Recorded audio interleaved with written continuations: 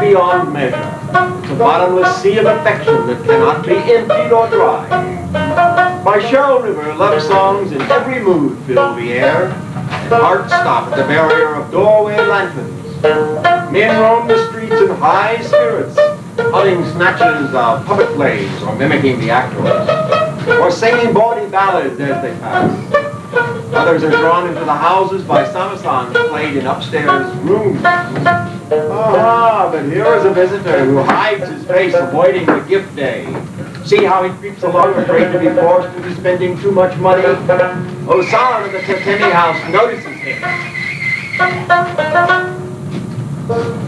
Who is this trying to avoid me? He snatches again and again at his foot flap.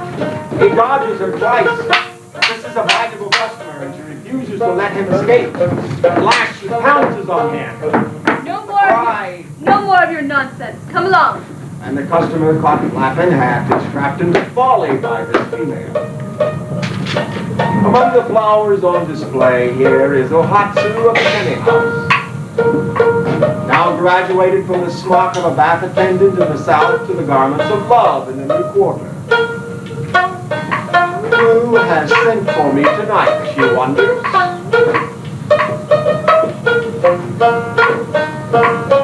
Uncertain as a dove in the uncertain light, another prostitute greets her and then speaks.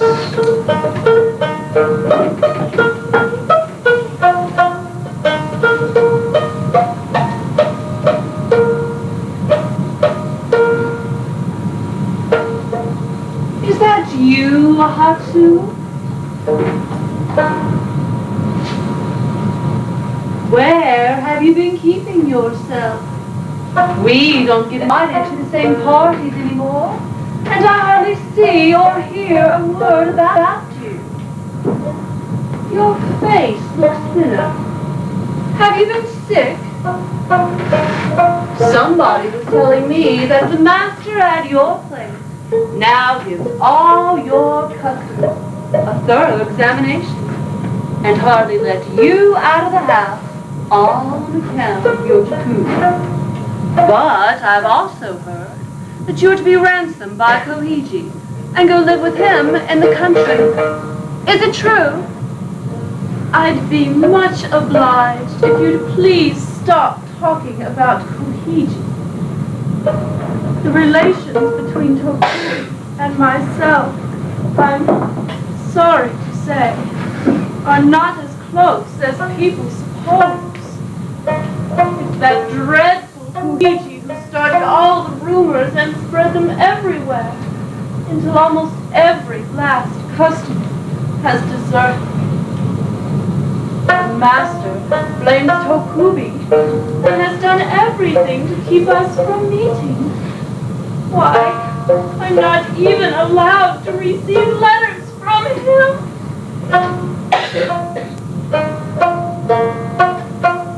Today, strangely enough, my customer is a samurai, I'm told.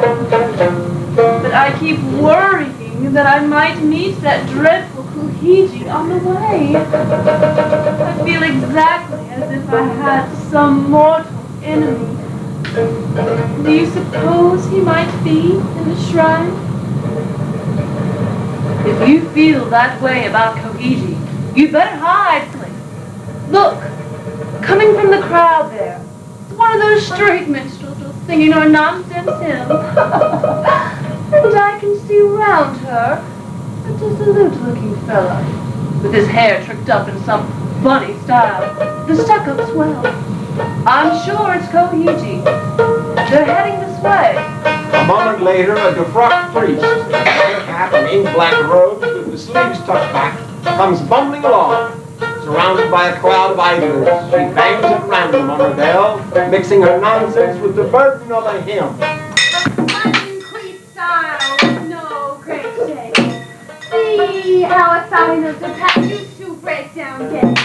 Here it's the gay bar, the tangle of fell trees.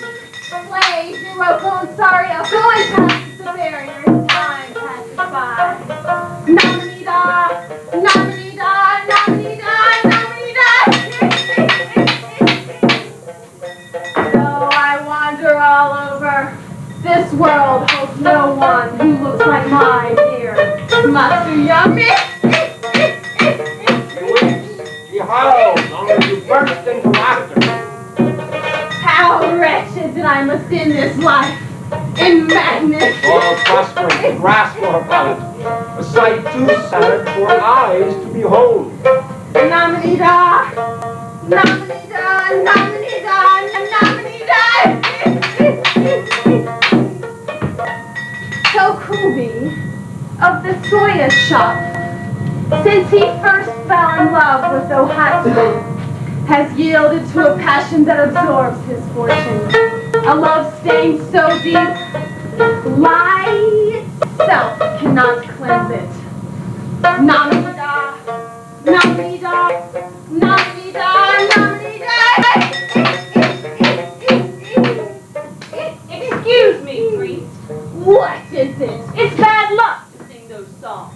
Just when stories about love suicides have quieted down the quarters. Why don't you give us instead a Nembutsu song about the journeys from the battles of Kogiza? Yoko offers her some coins from her sleeve. For a mere 1 or 2 coppers, you can't expect to travel all the way. 3,000 leagues to the land of Great Ming. It doesn't say. It doesn't. Pray, Amida Buddha. Amida Buddha. Amida Buddha. Grumbling in this strain, she moves on. This graceful young man has served many springs at the firm of Hirano in Ujon Street. He hides the passion that burns in his breast, lest word escape and the scandal spread.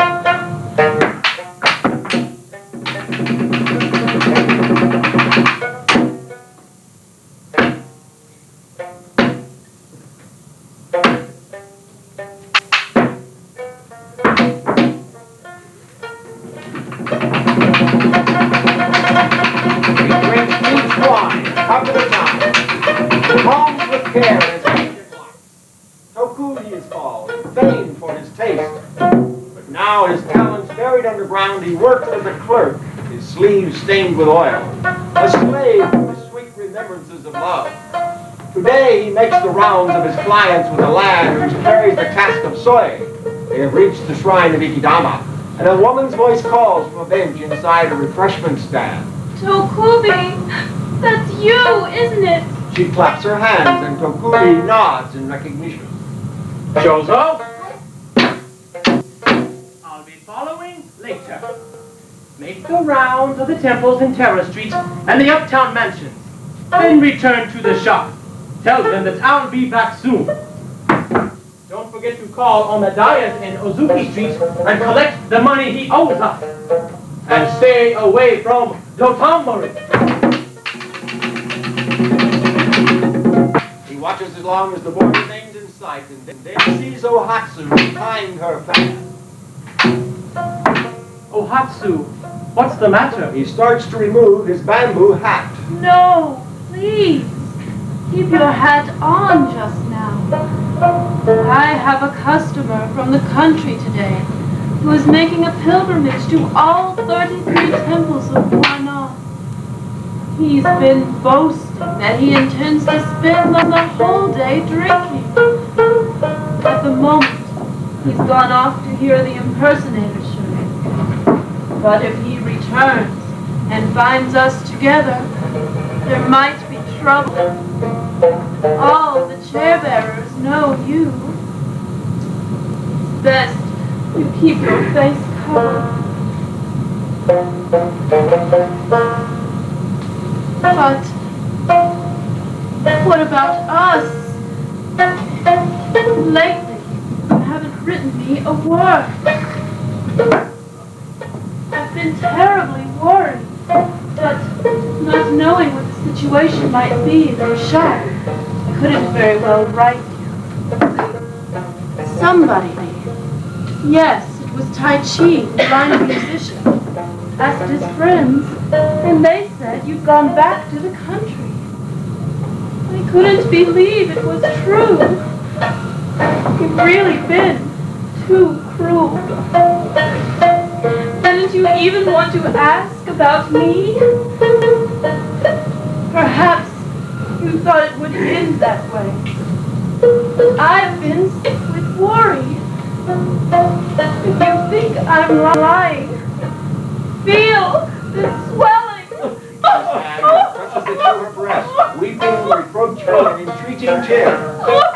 Exactly as if they were husband and wife. Man though he is, he also weeps. You're right. Entirely right.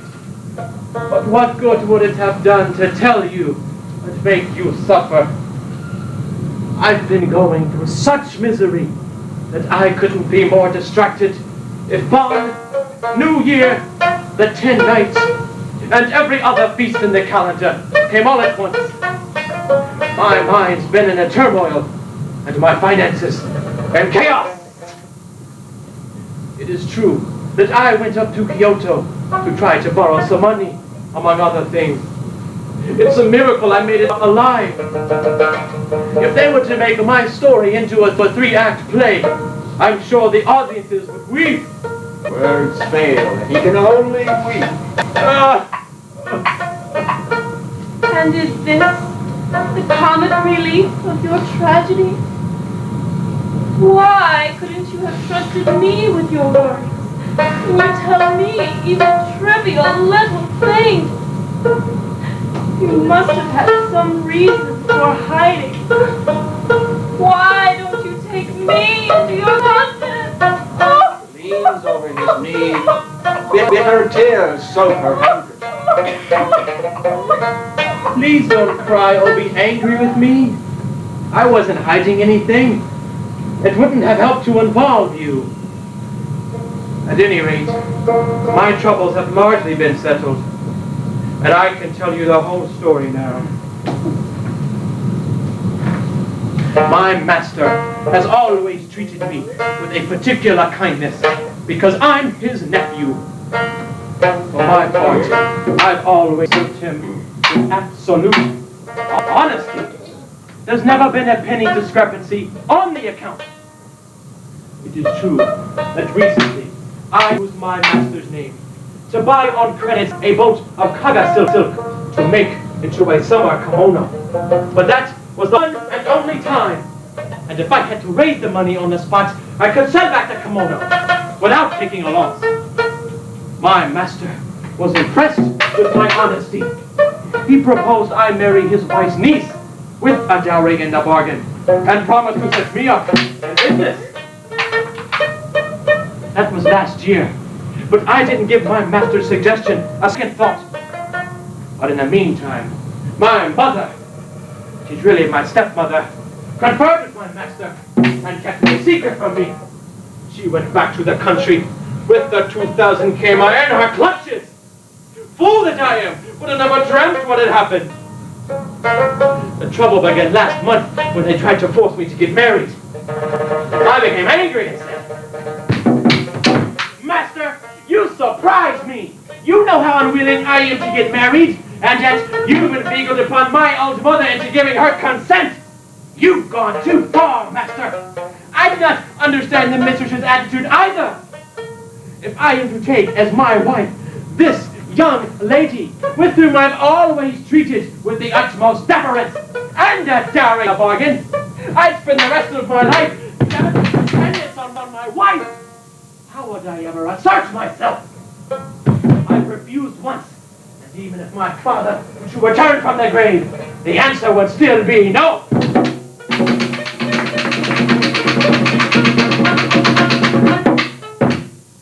The master was furious that I should have answered so bluntly.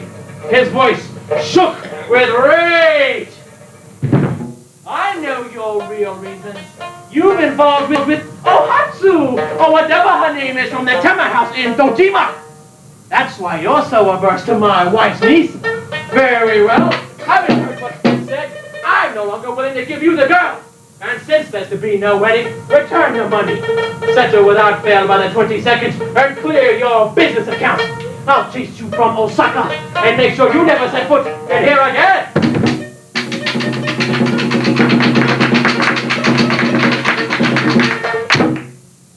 I do have my pride as a man. Right you are, I answered, and stalked through the village. But my mother wouldn't let the money from her grip, even if this world turned into the next. I retraced my steps back to the country, and this time, with the intercession of the whole village, I managed to extract the money from my mother. I intended to return it immediately and settle everything once and for all. But if I am to leave Osaka, how shall I meet you? My skin may be torn away, and my bones pressed to powder, and I may sink an empty shell in the slime of the Sajimi River. Let that happen if it must. But if I am to be without you, what shall I do? He weeps, suffocated by his grief. Ohatsu, holding back the welling tears of sympathy, strengthens and comforts him. How you've suffered. And when I think that it's been because of me, I feel happy, sad, and most grateful all at once. But please, show more courage. Pull yourself together. Your uncle may have forbidden you to set foot in Osaka again, but you haven't committed robbery or arson. I'll think of some way to keep you here. And if the time should come when we can no longer meet, did our promises of love hold only for this world? Others before us have chosen reunion through death. To die is simple. None shall hinder, and none be hindered, on the road to the mountain of death and the river of 3 ways. Ohatsu falters among these words of encouragement, choked by tears. Then she resumes. The 22nd is tomorrow. Return the money early, since you must return it anyway. Try to get in your master's good graces again. I want to, and I am impatient to return the money. But on the 13th of the month, Luigi, the oil merchant, I think you know him, begged me desperately for the money. He said he only needed it for a day and promised to return it to me by the morning of the 18th.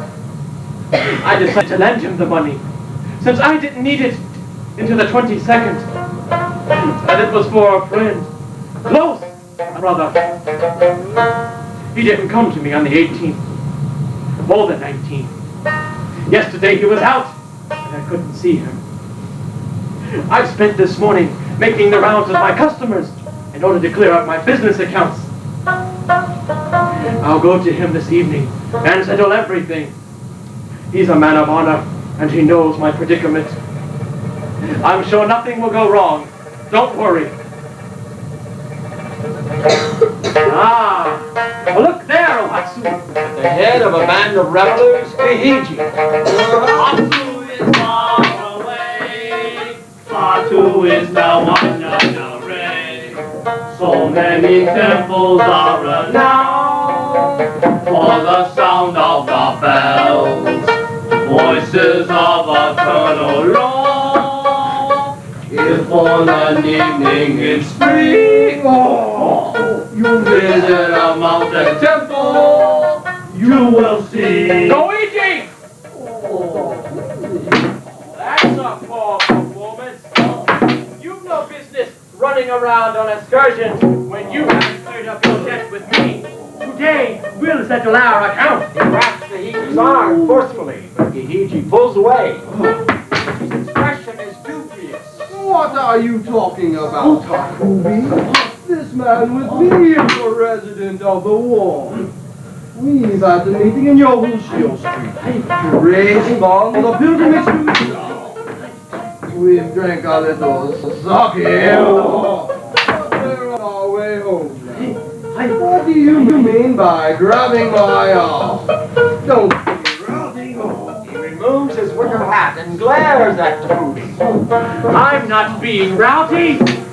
All I ask is that you return the 2,000 kema of silver, which I lent you on the 13th, which you were supposed to return on the 18th. Before he Kihiji bursts out laughing. Are you out of your mind, Takubi?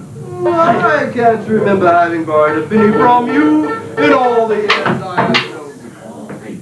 Don't make any accusations which you will regret. Makes himself free. The blanket also removes his hat. Takubi pales in astonishment. Don't say that, Kohiji. I lent you the money as an act of generosity. Though I needed it desperately myself. I told you I didn't even require a receipt. But you insisted on putting your seal to it for form's sake. You made me write out a promissory note and you sealed it. Don't try to deny it, Koichi. Takubi rebukes him heatedly. What is that? I'd like to see the seal. Do you think I'm afraid to show you? He produces the paper from his wallet. If this gentleman is from the war, I'm sure he'll recognize your seal. Will you still dispute it? When he unfolds the paper and displays it, Kihiji claps his hand and Oh, that's my seal, all right. Oh, Takubi, I never thought you'd do such a thing. Not even if you were starving and forced to eat death. On the 10th of the month, I lost a wallet containing the seal. I advertised for it everywhere, but without success. So as of the 16th of the month, as I've informed this gentleman, I have changed my seal. Could I have affixed the seal I lost on the 10th to a document on the 13th? No! What happened was, you found my wallet, wrote out a promissory note, and affixed my seal. Now you'll find you have some money from me. That makes you a worse criminal than a forger. You do better to be commit out and out robbery. You deserve to have your head cut off. But for old time's sake, I'll forgive you. Let's see if you can make any money out of this. He closed the note into Kubi's face and glared at him fiercely in an extraordinary display of feigned innocence. The Kubi, furious, cries aloud. You've been damn clever! You put one over on me! I'm dishonest! What am I to do? Must I let you take my money brazenly from me? You planned everything so cleverly! And even if I'm to go to court, I'm sure to lose. I'll take back my money with my fist! See here! I'm Tokubi of the Iwanoya, a man of honor! I'm not a man to cheat another out of his money like you have! Come on! He falls on Kahiji. You beautiful little friend. Sound like the insolent south of you are! Come on, and they crack up and trading blows themselves. That's Russell barefoot, too, they're there. Please, everybody, stop the fight. He's a friend of mine. Where are the chair bearers? Why don't they do something? Tokumi's being beaten. Writhes in anguish. He's helpless. Her customer, a kind of bumpkin that he is, bundles her forcefully off. It won't do for you to get hurt, please. Wait just a moment. Oh, I'm so unhappy. She has rushed off, leaving only the echoes of her weeping voice. Kubi is alone. Beniji has a companion. Men rush out from the nearby booths and drive them all with sticks to the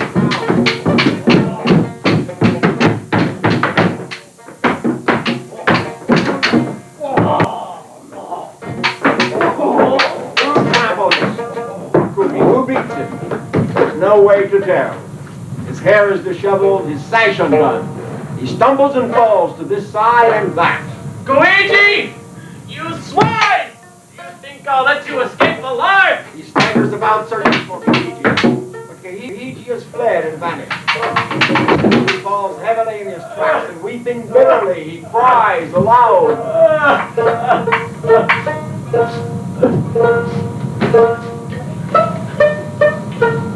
I feel humiliated and ashamed that you've seen me this way. There was not a false word in my accusations. I've always treated Koichi like a brother. And when he begged me for the money, saying that he'd never forget it as long as he lived, I lent it to him, sure that he'd do the same for me. For the money was as precious as life. And I knew that without it, I'd have to kill myself. He made me write out a promissory note with my own hand and put his seal to it. But it was a seal which he'd already reported as lost and turned the accusations against me. It's mortifying, infuriating, to be kicked and beaten this way, dishonored, and forced to my knees. It would have been better if I had died while smashing and fighting him. He strikes the ground and gnashes his teeth, clenches his fists and moans, a sight to stir compassion.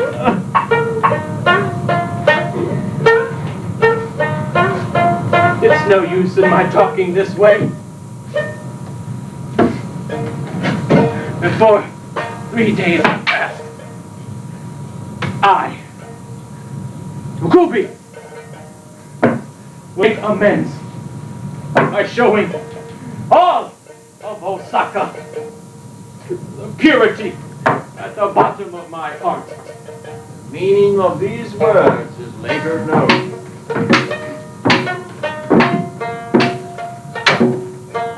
I'm sorry to have bothered you all. Please forgive me.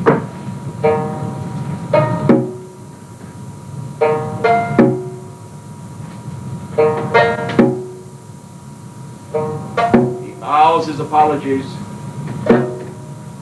picks up his battered hat.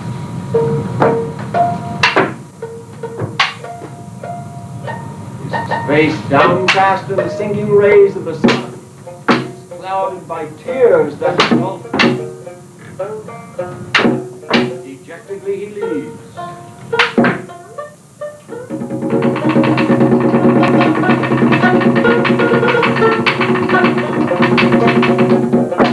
A sight too fearful to behold.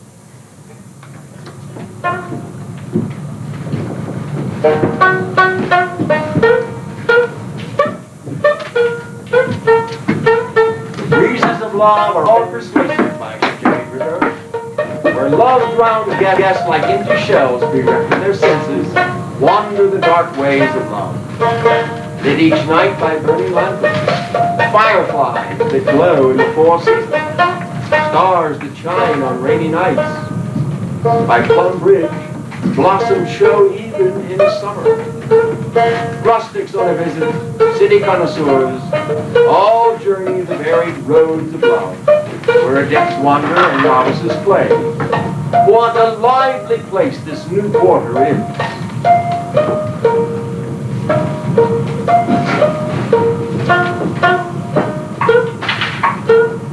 The proprietress greets Ohatsu cheerfully. Well, well. I hadn't expected you so soon. It's been ages ever since I've heard your name mentioned. What a rare visitor you are, Ohatsu. And what a long time it's been. Oh, please don't call me Ohatsu in such a loud voice.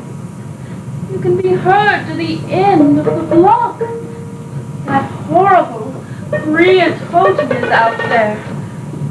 I beg of you, keep your voice down. Were her words overheard, or by accident or fate, in burst Kahiji? Oh, dear old Hatsu. I must thank you, first of all, for bestowing a new name on me. Rito Tan. I was never called that before. Well, good friend, this is the old Hatsu I confided to you about. The good-hearted, good-natured, good in bed. Oh, Hatsu, step up into the hall and started all the robbery. Will I soon be the lucky man? Hatsu as my wife? I will talk with you right. He swaggers about. I don't want to hear another word. If you think this is such an achievement to start unfounded rumors about someone you don't even know and spread them everywhere, then throw yourself into it. Say what you please. But I don't want to hear. Turns away suddenly, but Kahiji sidles up to her slyly. You may not want to hear me, but the clink of my gold coins will make you listen. Just think of all the Minitiyama and the rest of Osaka. You choose Taku, the soy sauce dealer. A man whose business is at wit's end every 60 days merely to pay the wholesaler's bills. Do you think you'll be able to fork over nearly 10,000 kami to ransom you? That reminds me of the madness. Who picked a fight with an oncoming call. But look at me. No one's forcing me to marry. I haven't an uncle or even a father for that matter. I am Koichi, the lone wolf.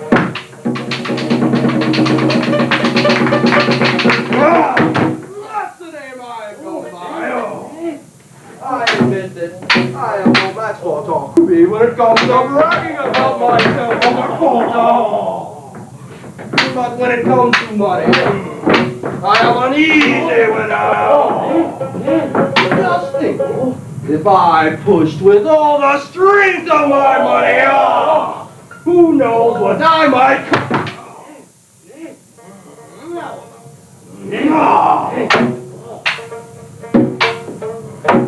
customer tonight, I'm sure, is none other than Taku. But I'm taking over. The lone wolf is taking over.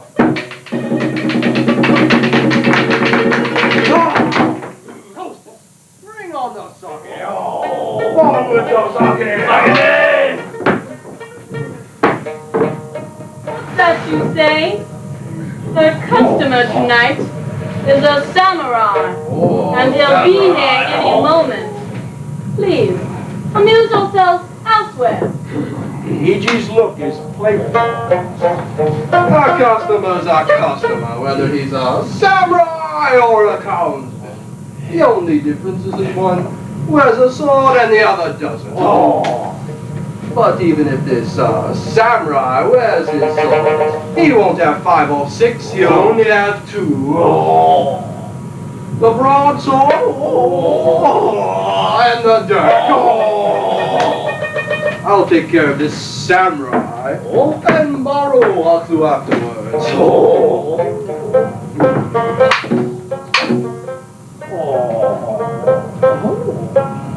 You may try to avoid me all you please, but some special connection from a former life must have brought us together. I owe everything to that ballad singing priest. What a wonderful thing the power of a prayer is. I think I'll recite a prayer of my own. This ashtray will be a good bell, and the pipe of my hammer. Chan chan, chi chan chan, Chakula soy sauce dinner. Too much love for Ohatsu, and made him a foolscap. He's thrown away his sheets of gold, till his fortune shredded to confetti. And for himself, he's like scrap paper. You can't even blow your nose. Hell, Ramita Buka. Namanita, Namanita, Namanita. As he prances about wildly, roaring his song, a man appears so anxious to be recognized that he wears even at night a winter hat. Looks like a showed up. Oh, that's quite a disguise. Why don't you come in, Taku? My prayers frighten you, say hell. Yeah. He approaches the man and examines him. It is the genuine article, a two-sworded samurai. Somber in dress and expression. He stares at Heiji through his woven hat. His eyeballs round as gone. Heiji, unable to utter either a hail or an amida, gasps in dismay, but his face is unflinching. Oh, Hatsu, I am a townsman. I never worn a sword. But I have lots of new silver at my place, and I think that the glint could twist the miracle of swords out of joint. Imagine that wretch from the soya shop, with a capital as thin as tissue, try to compete with the lone wolf.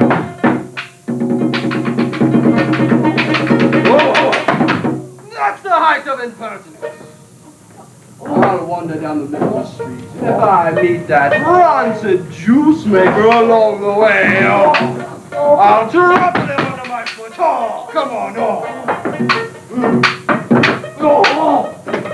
Their gestures at least have a cavalier assurance as they swagger off, taking up the whole street. The samurai customer patiently endures the fool, indifferent to his remarks because of the surroundings.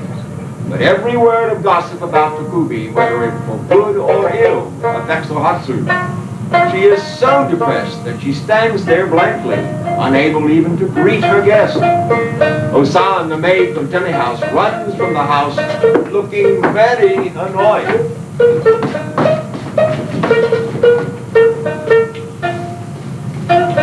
When I left you a while ago, Miss Ohatsu, your guest hadn't appeared yet, and they gave me a terrible scolding for not having checked on him. I am very sorry, sir. Please excuse me for a moment. She lifts the woven hat and examines his face. It's not Toku. There is nothing to worry about, Ohatsu. Ask your guest to keep you for the night, and show him how sweet you can be. Give him a barrel full of nectar. Goodbye, madame. See you later, honey. She takes her leave with a cloying stream of puns. The extremely hard-baked samurai is furious. What is the meaning of this? You think from the way she appraised my face that I was a tea canister or a porcelain cup. I didn't come here to be trifled. It's difficult enough for me to leave the residence, even by day. And to spend the night away, I had to ask the senior officer's permission and sign the register. You can see how difficult the regulations make things. But I'm in love, miss, just from hearing about you. And I wanted very badly to spend a night with you. I came here a while ago without an escort and made the arrangements with the tea house. I had been looking forward to your kind reception, a memory to last me a lifetime. But you haven't so much as smiled or said a word of you keep your head bowed as if you were counting money in your lap. Aren't you afraid of getting a stiff neck? Madam, I never heard the like. Here I come to a tea house, and I must play the part of a night nurse in a maternity room.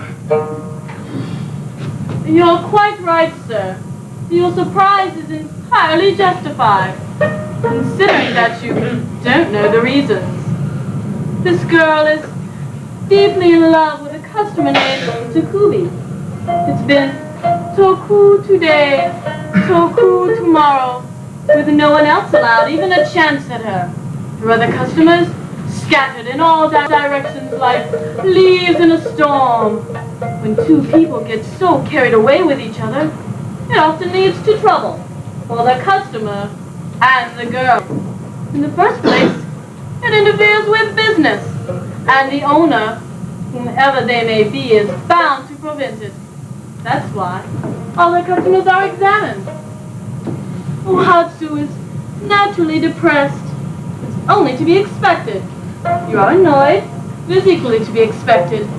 But speaking as the proprietress here, the only thing for you to do is meet each other halfway and cheer up. Have a drink. Act a little more lively, Ohatsu.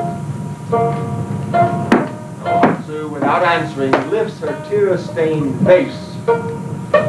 Tell me, samurai, they say that if you're going to kill yourself anyway, those who die during the 10 nights are sure to become Buddhas. Is that really true? How should I know? Ask the priest at your family temple. Yes, that's right.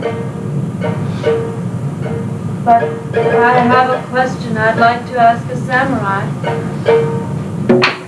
If you're committing suicide, it'd be a lot more painful, wouldn't it, to cut your throat rather than hang yourself? I never tried cutting my throat to see if it hurts. Please try to ask more sensible questions. What an unpleasant girl.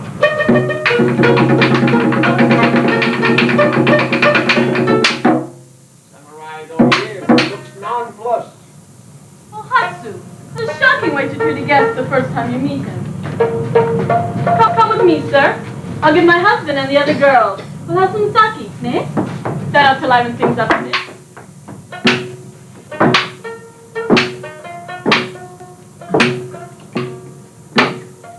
They go inside, leading Ohatsu to her thoughts. An evening moon illuminates her. house, the clouds and the passengers in the street have thinned. But alas for Ohatsu of the Temi house, the day's events still weigh on her. She cannot swallow her sake.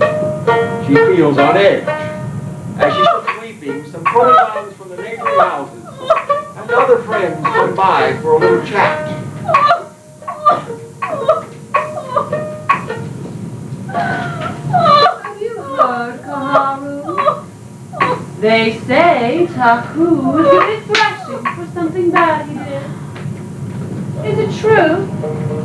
No. My customer told me that tofu was dreadful to them. They say that he was fettered for fraud and Not one decent thing have they to report. Every expression of sympathy makes their visit the more painful. No, please, not another word. The more I hear, the worse my breast pains me. I'm sure I'll be the first to die. I wish I were dead already. She can only weep. When amidst her tears, she happens to look outside and catches a glimpse of Goofy, a pathetic figure wearing a wicker hat even at night. Her heart leaps, and she wants to run to him. But in the sitting room are the master and his wife, and by the entrance stands the cook, while in the kitchen the maid is hovering. With so many sharp eyes watching, she cannot do as she pleases.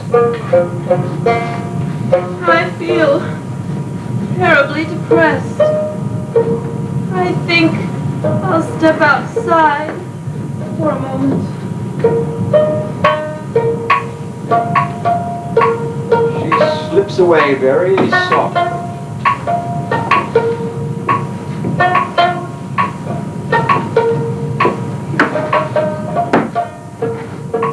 What happened? I've heard rumors of every sort about you. They've driven me out of my mind with worry. She thrusts her face under the brim of his wicker hat and weeps in secret, soundless, painful tears. He too has lost you. I've been made the victim of a clever plot, as no doubt you've heard. The more I struggle, the worse off I am. Everything's turned against me. I cannot survive the night. I've made my mind up to it. As he whispers, voices are heard from within. Ohatsu, come inside. There's enough gossip about you already. There. Did you hear?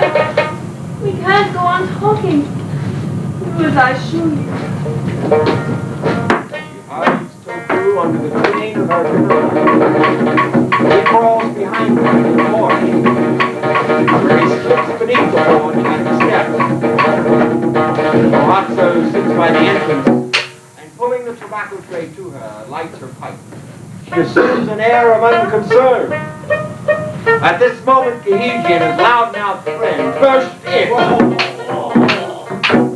Hello, girls. You're looking lonesome. Would you like me for a customer? Hello, Kiku-san. I haven't seen you in ages. Strides arrogantly about.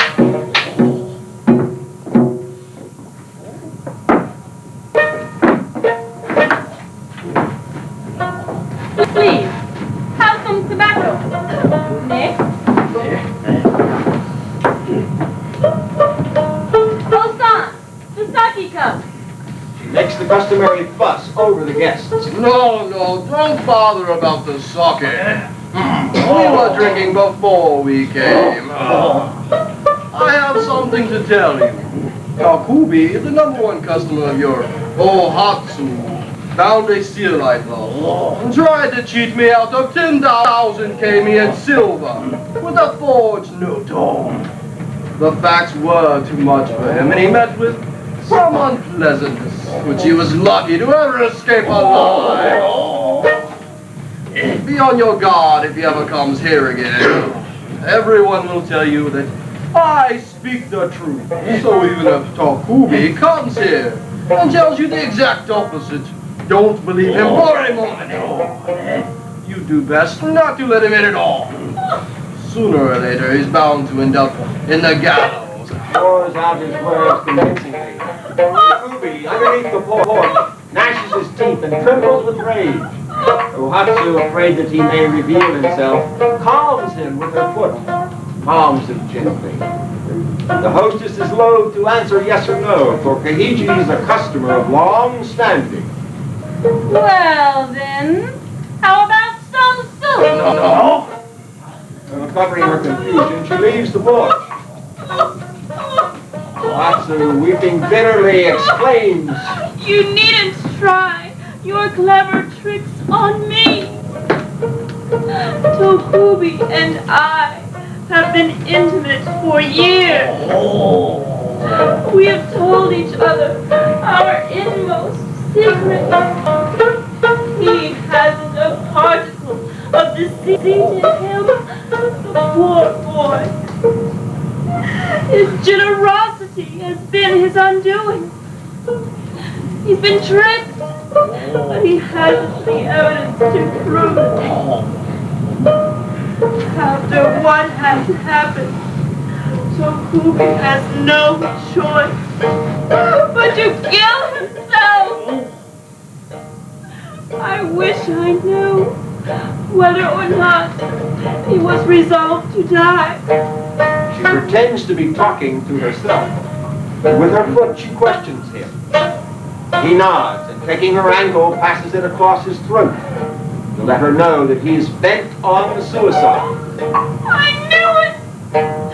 I knew it! No matter how long one lives, it comes to the same thing. Only death can wipe out the disgrace. She is startled by her words. What is Ohatsu talking about? Takubi want to kill himself. Well, if Takubi does kill himself, I'll take good care of you after he's gone. Ohatsu, I think that you have fallen for me too. That's most kind of you, I'm sure. But would you object if, by means of thanking you for your generosity, I killed you?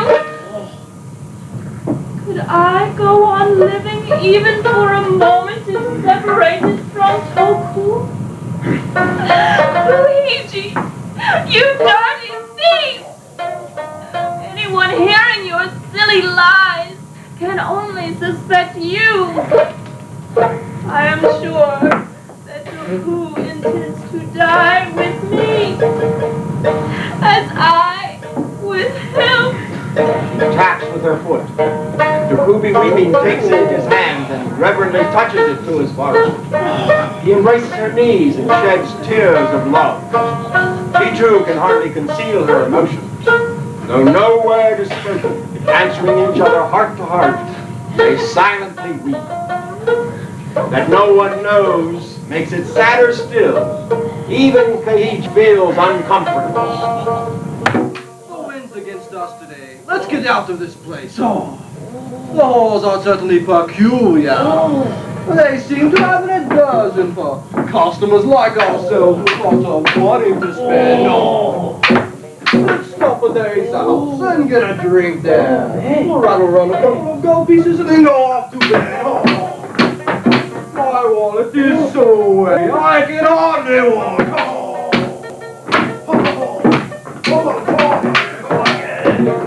Spewing forth of all manner of use, they noisily depart. Inside, the hostess calls to the servants. Time to put the lights out for the night. Now bet your guests who are staying on. Ohatsu, sleep upstairs tonight. Get to bed early.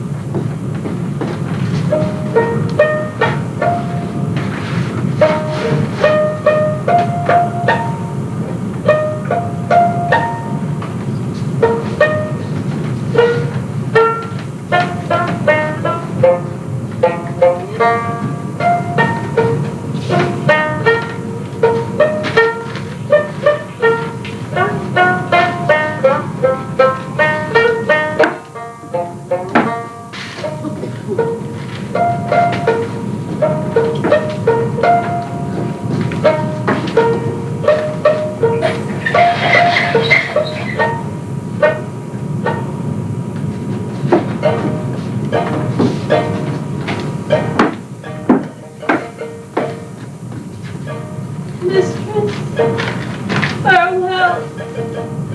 I shall probably never see you again. Farewell to all the servants, too.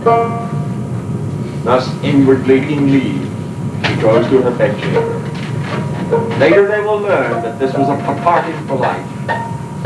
How pitiful the foolish hearts of men who do not realize the truth in time. Make sure that the fire is out under the kettle. Don't let the mice get into any of the relishes. The door is shut and barred. Hardly have their heads touched their pillows than all are snoring merrily. So short is the night that before they've had a chance to dream, 2 o'clock in the morning has come. Ohatsu is dressed for death, a black cloak dark as the waves of love thrown over her kimono of spotless white. She tiptoes to the staircase and looks down. Kubi shows his face from under the porch. He beckons, nods, points, communicating his intent without a word. Below the stairs, a servant girl is sleeping. A hanging lantern brightly shines. Ohatsu, in desperation from the second step of the staircase, attempts in vain to extinguish the flame. At last, by stretching every inch, she puts out, only to tumble suddenly down the stairs. The lamp is out, and in the darkness, the servant girl turns in her sleep. Trembling, the lovers grope for each other. A fearful moment. The host awakens in her room at the back. What was that noise just now? Osan, the night lamp has gone out. Get up and light it. The servant girl, awakened, aroused, sleepily rubs her eyes, gets up from her bed, stark naked. Can't find the flint box. She wanders about the room searching, and Ohatsu, faint with terror, dodges this way and that to avoid her. At last she catches Tokubi's hand. Softly they creep down the steps. Just then the maid begins to strike the flints. They time their actions to the rasping sound, and with each rasp they step further away until huddled together, and their sleeves twisted round them, they pass down the street, feeling as though they have tread on a tiger's tail. They exchange glances and cry out for joy, happy that they are to die together. A painful, heartrending sight. Life left them now is as brief as sparks that fly from the blocks of flint.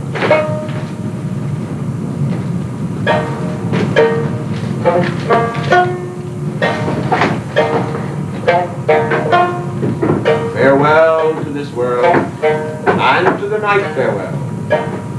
We who walk the road to death, to what should we be likened? To the frost by the road that leads to the graveyard, vanishing with each step we take ahead. How sad is this dream of a life? The running hand in text of no is always an Oe stop. An actor in a woman's part is sure to wear a purple hat. There's some teaching of the Buddha has rigidly decreed that men who spend their days in evil haunts must end like this. Poor creatures, though they would discover today their destiny in the Sutra of cause and effect, tomorrow the gossips of the world will scatter like blossoms the scandal of Takubi love suicide. And carved in cherry wood, their story to the last detail will be printed in illustrated sheets. Toku, led on by the spirits of the dead, of such there be among the gods, is resigned to his punishment for neglect of his trade. But at times, who could blame him? His heart is drawn to those he has left behind, and it is hard to keep walking on even in the full moonlight. He cannot see his way ahead, a sign perhaps of the darkness in his heart. The frost now falling will melt by dawn, but even more quickly than this symbol of human frailty, the lovers themselves will melt away. What will become of the fragrance that lingered when he held her tenderly at night in their bedchamber? Though born a parishioner of so holy and mighty a God, I shall kill you and then myself. If you ask the cause, it was that I lacked even the wisdom that might build a tiny shell bridge. Our stay in this world has been as short as an autumn day. This evening will be the last of your 19 of my 25 years. The time has come to cast away our lives. We made a vow to remain together faithfully. So you are an old woman and I an old man. Before we've known each other 3 short years. We've met with disaster. Look, there is O.E. Bridge. We must follow the river from Little Naniwa Bridge to Puneri Bridge. The further we journey, the closer we approach the road to death. He laments and she clings to him. Is this already the road to death? Falling tears obscure from each the other's face and threaten to immerse even the Harakawa bridges.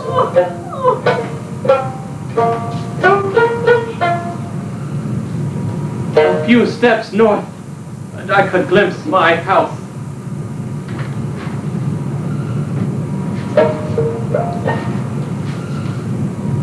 But I will not turn back.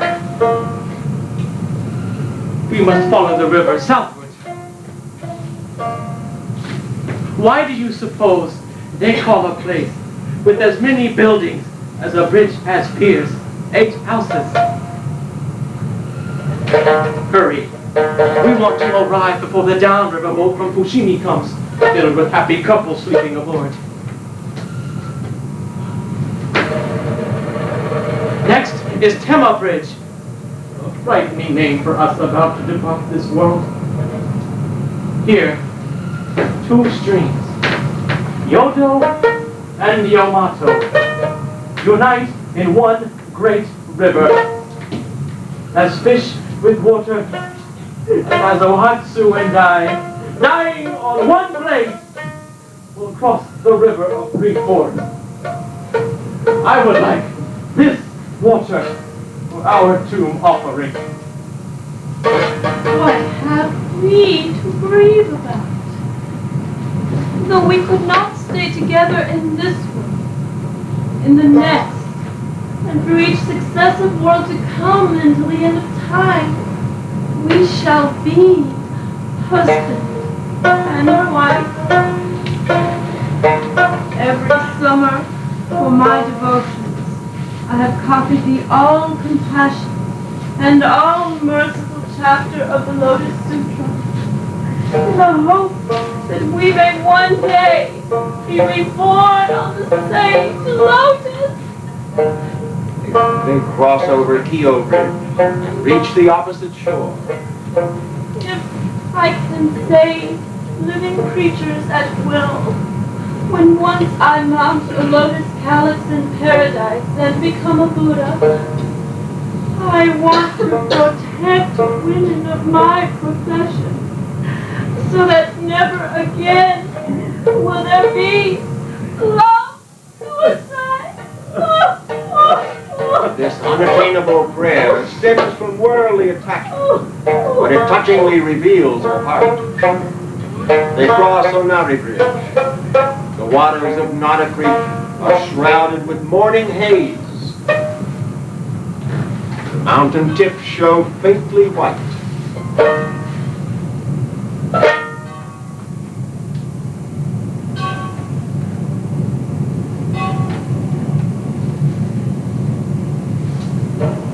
Listen, the voices of the temple bells begin to boom.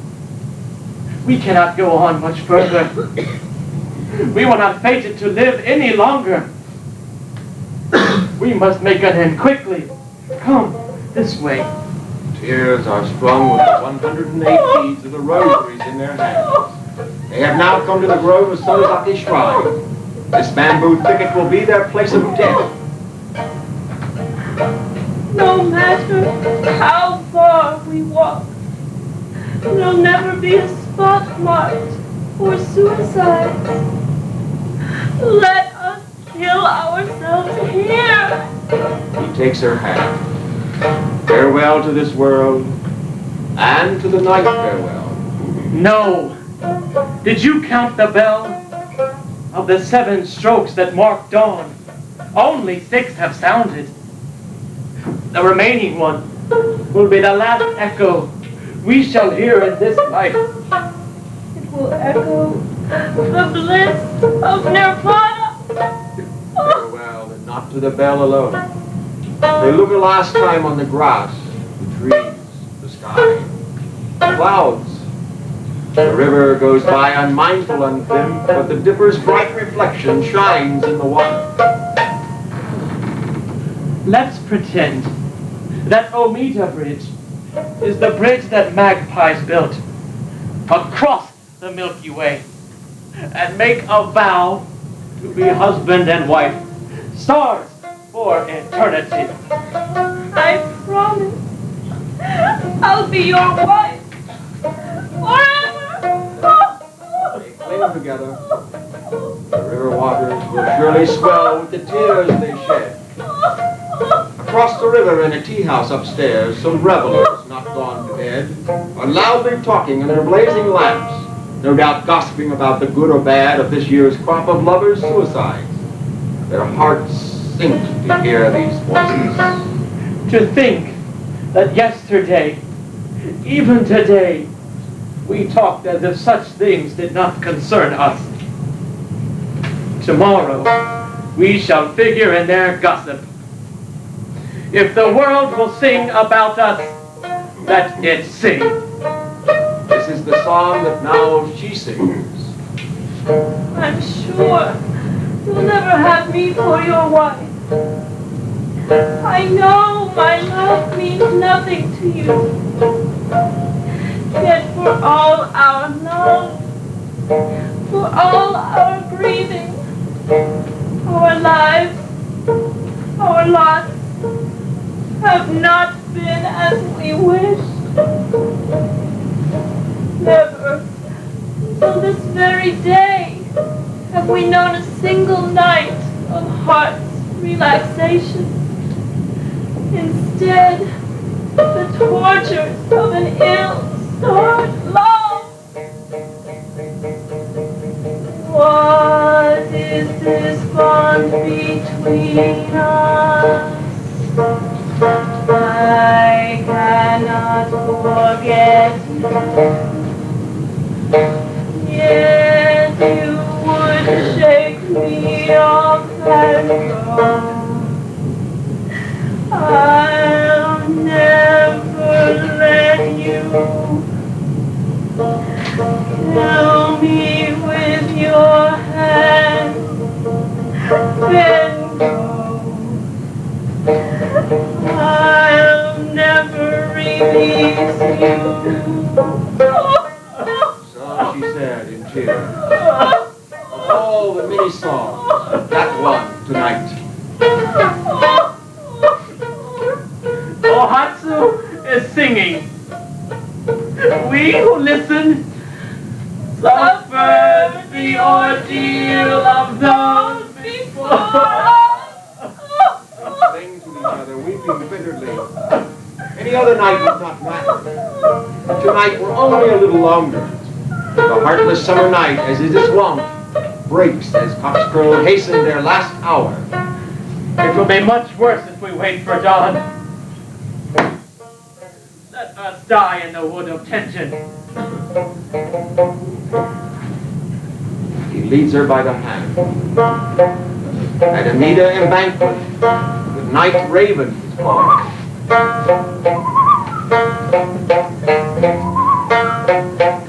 Tomorrow, our bodies may be their meal. Strange. This is your unlucky year of 25, and mine of 19. It's surely proof how deep are our ties when we who love each other are cursed alike. All the prayers I have made for this world, to the gods and to the Buddha, I here and now direct to the future. In the world to come, may we be reborn on the same lotus. 108 the beads her fingers fell on her rosary. Tears increased the sum. No end to her grief. The road has an end. Her minds are numb, the sky is dark, the wind still. They have reached the thick wood of Sonezaki. Shall it be here, or shall it be there? When they brush the grass, the falling dew vanishes even quicker than their lives. In this uncertain world, a lightning flash, or was it something else? I'm afraid. What was that now? That was a human spirit. I thought we alone would die tonight, but it seems someone else has preceded us. Whoever it may be, we shall have a companion on the road to the mountain of death. Namu Amita Butsu. Namu Amita Butsu. Weeps helplessly. To think that others are dying tonight too. How heartbreaking! And though he is, his tears fall freely.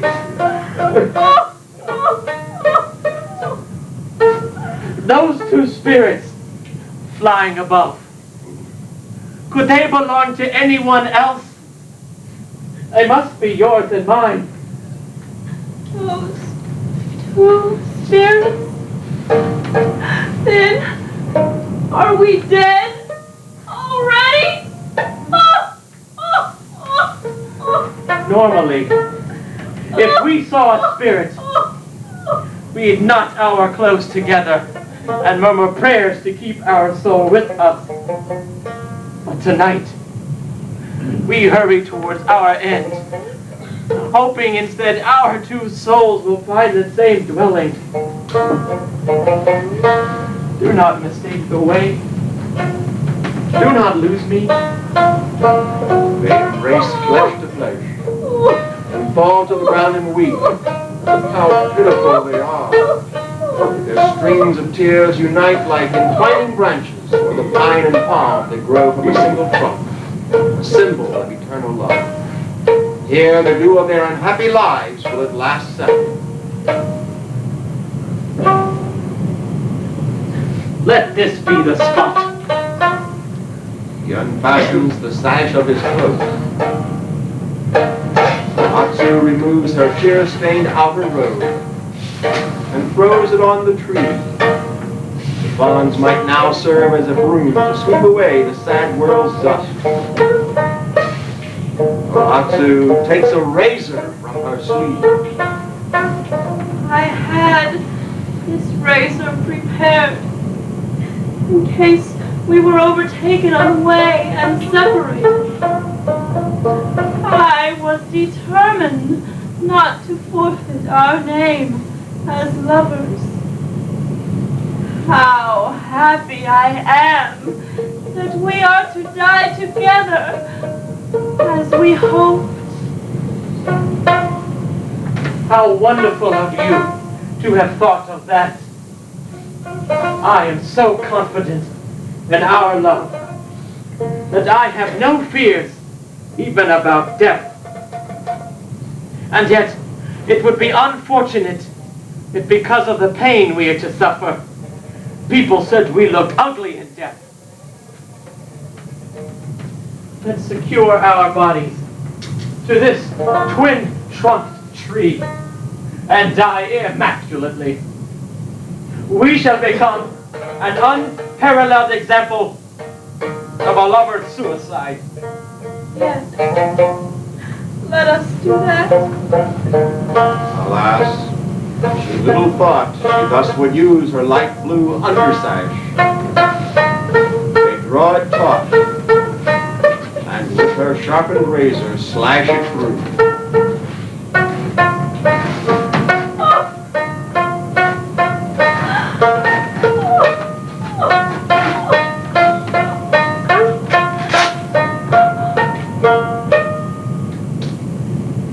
sash is cut. But you and I will never be torn apart.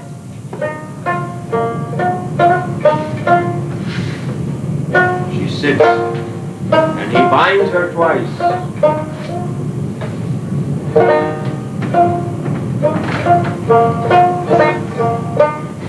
Nags rice to the tree, binds her firmly so that she cannot stir.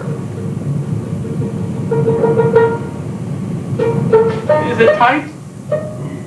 Very tight. She looks at her husband, and he at her. They burst into tears.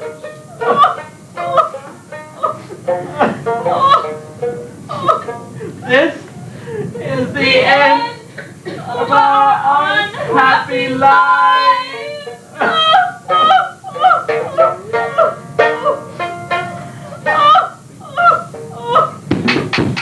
No!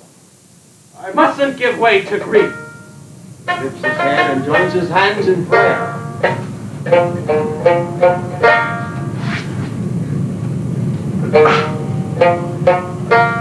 My parents died when I was a young boy, and I was raised thanks to the efforts of my master, who was my uncle. It disgraces me to repay his kindness this way. Instead, I am to leave him with troubles which will last even after my death. Please forgive my sins. Namu Amita Butsu. Namu Amita Butsu. Soon, I shall be with my parents in the other world. Father, Mother, welcome me there. He weeps, and Ohatsu also joins her hands in prayer. I envy you. You say you will meet your parents in the world of the dead. But my parents are in this world and in good health. I wonder when I shall see them again. I heard from them last autumn, but I haven't seen them since the beginning of last spring. Tomorrow, when word reaches the village of our suicide, how unhappy they will be! Now, I must bid farewell for this life to my parents, my brothers and sisters. If my thoughts can reach you, please appear before me, if only in dreams. Dear Mother, beloved Mother! Sobs and wails aloud. Her husband also cries out and sheds incessant tears in all too understandable emotion. We could go on talking forever, but it serves no purpose. Kill me. Kill me quickly. He hastens the moment of death. I'm ready. He swiftly draws his dagger. The moment has come. Namu Amita Butsu. Namu Amita Butsu. When he tries to bring the blade against the skin of the woman he's loved, held for so many months and years, his eyes cloud over and his hands shake. He tries to steady his weakening resolve, but still he trembles. And when he thrusts the point quickly, twice the flashing blade reflects this way until a cry tells.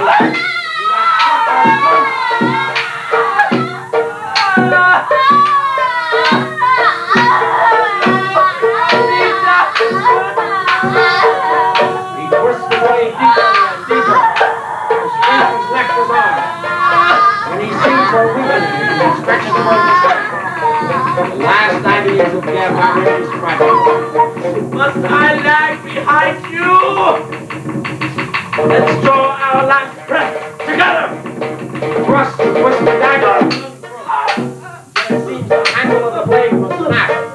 His eyes grow dim. His last painful breath is drawn away at a point out. No one is there to tell the tale, but this wind that blows through Sonezaki wood transmits it. And high and low alike gather at the shrine of these two lovers to pray. For, beyond doubt, in the future they will attain Buddhahood, for they have become perfect examples of true love.